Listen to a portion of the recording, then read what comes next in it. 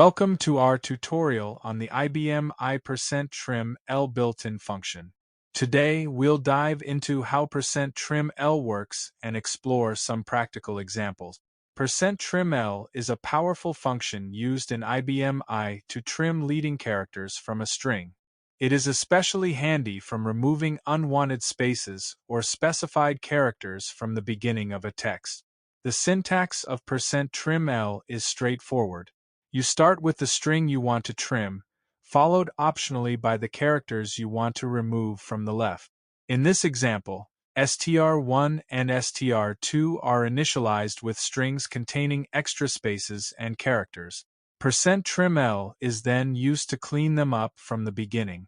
After applying %TRIML to str1, only the characters RPGLE remain, as leading spaces are removed by default. For str2, we specify $ as the characters to trim, resulting in *5.27*. And there you have it.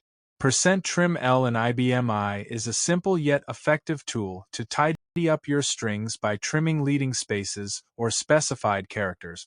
Thank you for joining us today to learn about the %TRIML function in IBM I RPGLE by Programmers.io. Stay tuned for more IBM I tutorials.